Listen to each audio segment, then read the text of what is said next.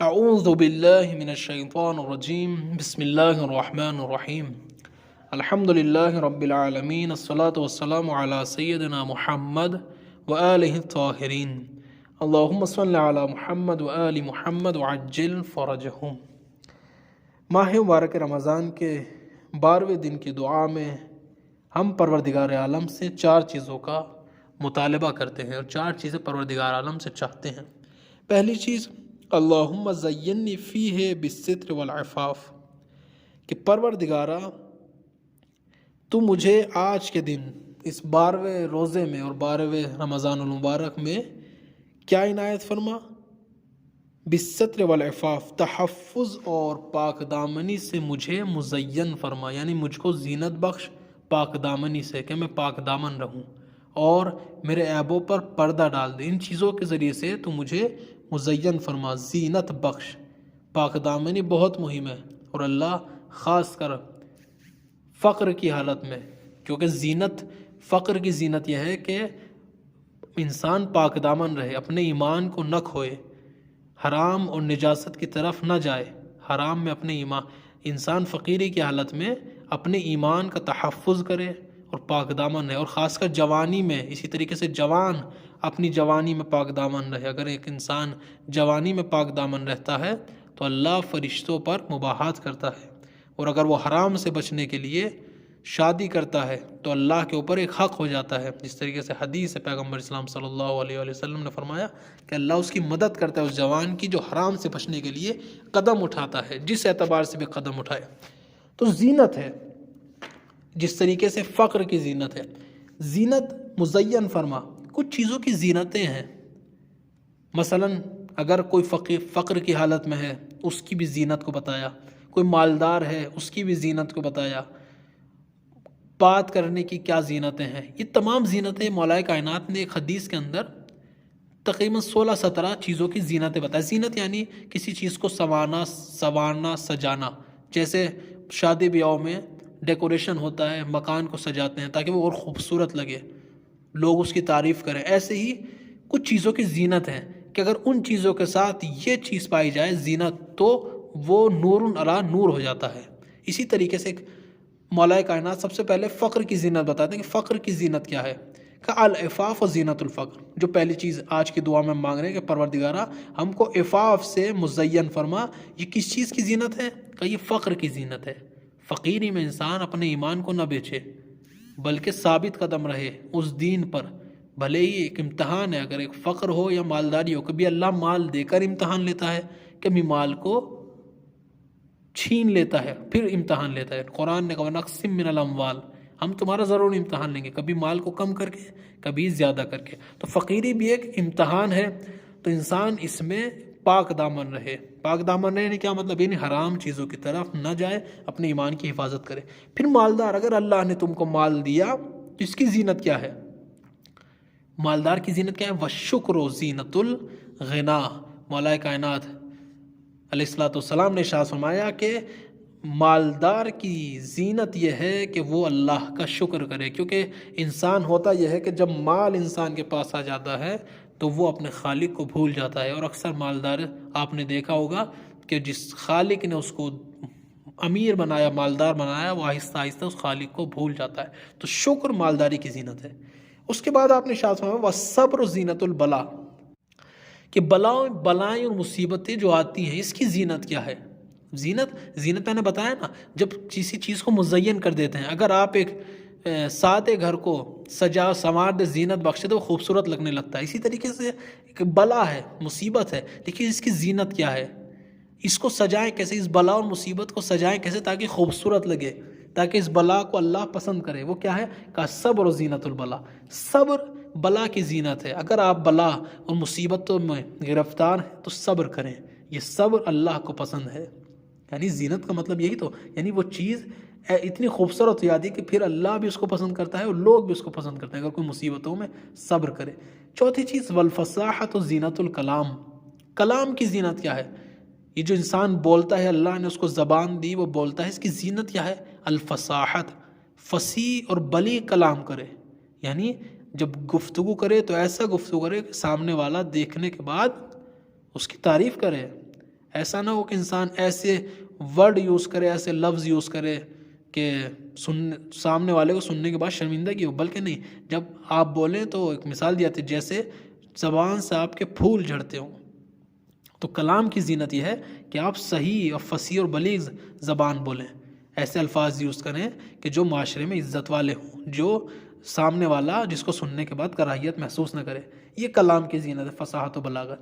پھر کیا آگے آپ فرماتے ہیں وَالْعَدْلُ زینت الایمان، ایمان کی زینت کیا ہے؟ وہ ہے عدل، عدل و انصاف کرنا، یہ ایمان کی زینت ہے۔ ایمان انسان کا مزین ہوتا ہے عدل و انصاف کے ذریعے سے۔ پھر فرمایا وَالسَّکِینَةُ زینت العبادہ، عبادت کی زینت کیا ہے؟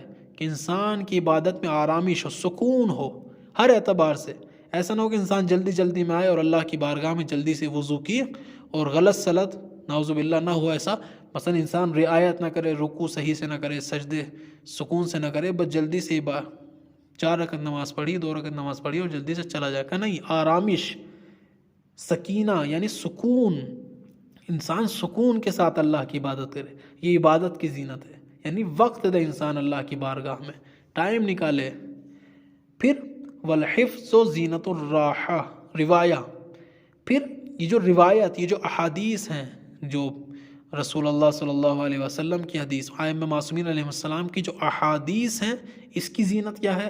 کہ اس کی زینت ہے ان کو حفظ کیا جائے، انسان یاد رکھے کلام معصوم کو، اپنے ولی اور اپنے امام کے کلام کو حفظ کرے۔ پھر علم کی زینت کے بارے میں امام نے فرمایا کہ اللہ نے تم کو علم دیا، اس کی زینت کیا ہے؟ وَخِفْضُ الْجَنَاحَ زینت العلم، علم کی زینت یہ ہے کہ انسان تواضع اور انکساری سے پیش آئے، کیونکہ اگر علم آنے کے بعد اس کے اندر تکبر آ جائے تو تکبر اللہ کو پسند نہیں ہے۔ علم کی زینت یہ ہے کہ علم آنے کے بعد تواضع آئے، انکساری آئے، تو یہ علم کوئی انسان مزین فرمائے تواضع کے ذریعے سے۔ پھر امام نے فرمایا وہ حسن الادب زینت العقل، عقل کی زینت کیا ہے؟ اللہ نے تم کو عقل دی، اس کی زینت کیا ہے؟ کہ حسن الادب، اچھا ادب، اچھا ادب عقل کی زینت ہے، کیونکہ اچھا اخلاق ایک عاقل انسان سے ہی نکلتا ہے۔ کبھی آپ نے دیکھا ہوگا، کبھی نہیں دیکھا ہوگا کہ ایک پاگل بھی کوئی اچھے اخلاق سے پیش آئے، کیونکہ اس کے پاس عقل نہیں ہے۔ لیکن اگر اللہ نے تمہیں عقل دی ہے تو آپ کا اخلاق اچھا ہو، آپ کا ادب اچھا ہو، تب آپ معلوم چلے گا کہ آپ کو اللہ نے عقل دی ہے اور اس کی زینت اچھا اخلاق ہے۔ پھر امام آگے ارشاد فرماتے ہیں وہ بسط الوجہ زینت الحلم، حلم اور بردباری کی زینت کیا ہے؟ برداشت، حلم یعنی بردباری۔ علم کے ساتھ جب حلم آتا ہے تو انسان، جیسے کہا جائے ہوش کے ساتھ انسان جوش نہیں ہوتا، یعنی ہوش، اگر اللہ نے تمہیں جوش دیا ہے تو اس کے ساتھ ہوش ہو۔ یہ جو انسان کنٹرول، غصے پہ کنٹرول کرنا، اپنے غصے کو پی جانا، یہ سب حلم کی علامت ہے۔ اس کی حلم کی زینت کیا ہے؟ وہ بسط الوجہ، یعنی چہرے کا گشادہ ہونا، انسان کا چہرہ وسیع ہو اور گشادہ ہو۔ آگے وہاں والایثار و زینت الزہد، زہد، زہد کیا ہے؟ یعنی اگر زہد کی تعریف یہ کی جائے، امام نے یہ کی کہ اگر کوئی چیز تمہیں مل جائے، اگر کوئی نعمت تم کو ملے تو تم زیادہ خوش نہ ہو، اور اگر کوئی نعمت چھن جائے تو زیادہ غمگین نہ ہو۔ یہ زہد کی تعریف ہے کہ انسان نہ زیادہ خوش ہو نہ نعمت کی جانب زیادہ غمگین ہو۔ یہ زاہد، ایک زہد کی تعریف۔ اور زہد کی تعریف کیا ہے؟ ایثار، انسان ایثار کرے، یہ زہد کی زینت ہے۔ دیکھیں، ایک چیز ہوتی ہے ایثار، ایک چیز ہوتی ہے انفاق۔ انفاق کیا ہے؟ مثلا میرے پاس 100 روپے ہیں اور سامنے والے کو 20 روپے کی ضرورت تھی، میں نے 20 روپے اس کو دے دیے، یہ آپ نے انفاق کیا اپنے مال سے۔ جیسے کہ قرآن نے کہا جو ہم نے تم کو رزق دیا اس سے انفاق کرو، خرچ کرو۔ لیکن یہ کہ ایثار، انفاق ایثار سے بلند مرتبہ ہے۔ ایثار کیا ہے؟ میرے پاس 100 ہی روپے ہیں اور سامنے والوں کو 100 روپے کی ہی ضرورت ہے، میرے پاس جتنے تھے وہ میں نے 100 کے 100 روپے سامنے والے کو دے دی، یہ ہے ایثار، یہ زہد کی زینت ہے ایثار۔ پھر آگے فرمایا بذل المجہود زینت النفس، اس روح کی زینت کیا ہے؟ اس روح کی زینت یہ ہے کہ وہ چیز جو انسان، جو اللہ نے اس کو دی ہے، جتنا ہو سکے سخاوت کرے، بذل کرے، عطا کرے۔ یہ نفس کی روح کی زینت ہے کہ جتنا ہو سکے انسان اپنی توان کے مطابق سخاوت۔ وکثرۃ البکاء زینت الخوف، اور اللہ سے خوف اور ڈر کی زینت کیا ہے؟ کہ اس کی بارگاہ میں بکا کرے، گریا کرے، گڑ گڑائے، تنہائی میں اللہ کی بارگاہ میں آنسو بہائے. یہ خوف کی زینت ہے کہ انسان ڈرے تو اس کی زینت یہ ہے کہ وہ روئے اللہ کی بارگاہ میں. وَالتَّقَلُّلُ زینت القناعہ، اور قناعت کی زینت یہ ہے کہ انسان کم خرچ کرے، کم استعمال کرے. یہ نہ ہو کہ اگر اللہ نے آپ کو دیا تو زیادہ روی کریں، آپ زیادہ استعمال کریں چیزیں، نہیں، کم خرچ کریں. یہ اس کی قناعت کی زینت ہے. اس کے بعد آپ نے فرمایا وَتَرْكُ الْمَنِّ زینت المعروف، احسان، آپ کسی کو کوئی چیز دیتے ہیں، کسی کو کوئی چیز بخشتے ہیں، ہدیہ کرتے ہیں یا گفٹ جو کرتے ہیں یا کسی کو کچھ عطا کرتے ہیں، اس کی زینت کیا ہے؟ کہ احسان نہ جتلائیں. اگر آپ نے کسی کو کوئی چیز دی تو اس کو دینے کے بعد احسان نہ جتلانا، یہ اس بخشش کی زینت ہے. والخشوع زینت الصلاۃ، نماز کی زینت کیا ہے؟ کہ نماز میں خضوع اور خشوع ہو، یعنی اس کا دل حاضر ہو. جب نماز پڑھے تو اس کا دماغ ادھر ادھر نہ ہو، دنیا میں نہ ہو، بلکہ اللہ کے سامنے وہ محسوس کرے میں کس کی بارگاہ میں کھڑا ہوں، اور خضوع اور خشوع کے ساتھ نماز پڑھے. یہ ہے خضوع اور خشوع نماز کی زینت. اور آخری جو امام نے فرمایا ورع کی زینت کیا ہے؟ ورع کہتے ہیں انسان مثلا صرف حرام سے نہ بچے، شبہے سے بھی بچے. یہ ورع کی تعریف کی جاتی ہے. یہ ہے ورع. مثلا ایک چیز حرام ہے، مثلا شراب حرام ہے، آپ نہیں پیتے، یہ لیکن ایک چیز معلوم نہیں ہے کہ یہ چیز حرام ہے یا نہیں، آپ کو معلوم نہیں ہے لیکن آپ اس سے بھی بچ جاتے ہیں. یہ شبہ، اس کو بولا جاتا ہے مشتبہ چیز، یعنی شبہ. آپ کو معلوم نہیں ہے کہ یہ حرام ہے یا حلال ہے. شریعت کہتی ہے کہ جو چیز آپ کو معلوم نہیں حلال ہے یا حرام، وہ چیز آپ کے لیے حلال ہے. لیکن ورع انسان کیا کہتا ہے کہ چیزوں سے پرہیز کرے. تو اس کی زینت کیا ہے؟ وَتَرْكُ مَا لَا يَعْنِي زینت الورع، کہ جو چیز آپ سے مربوط نہیں ہے، جو چیز آپ سے ریلیٹڈ نہیں ہے، یعنی اسے کہا جائے جس چیز آپ کے جس چیز سے آپ کا مطلب نہیں ہے اس میں نہ پڑیں.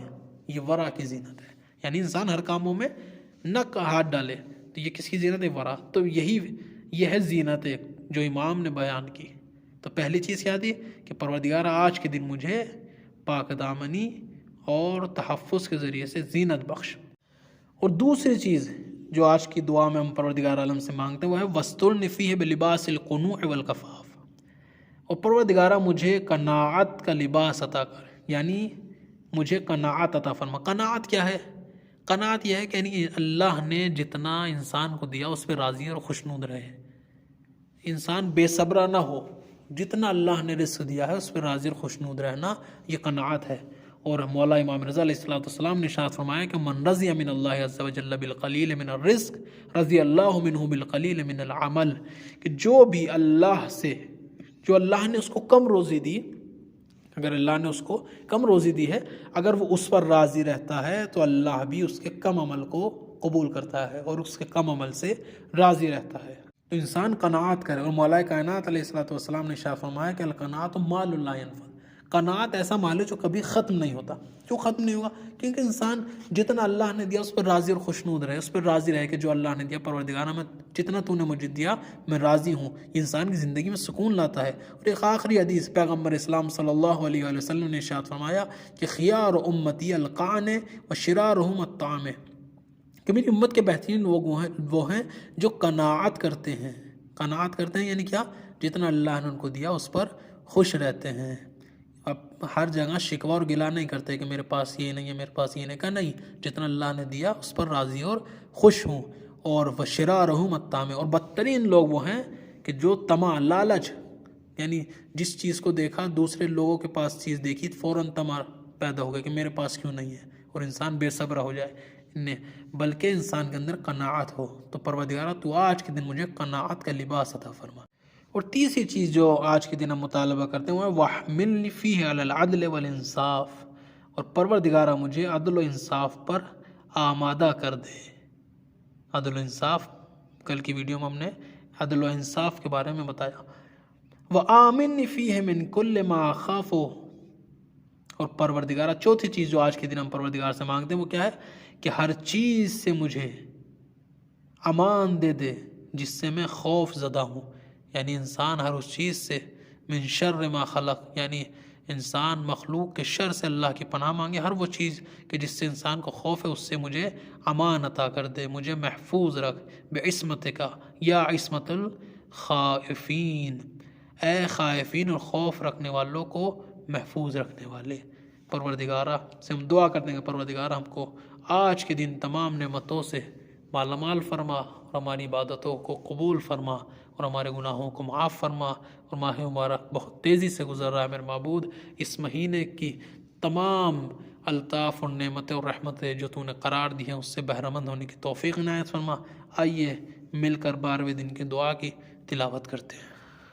اللهم صل على محمد وآل محمد، اللهم زينني فيه بالستر والعفاف، واسترني فيه بلباس القنوع والكفاف، واحملني فيه على العدل والإنصاف، وآمني فيه من كل ما أخاف، بعصمتك يا عصمة الخائفين۔ اللهم صل على محمد وآل محمد وعجل فرجهم۔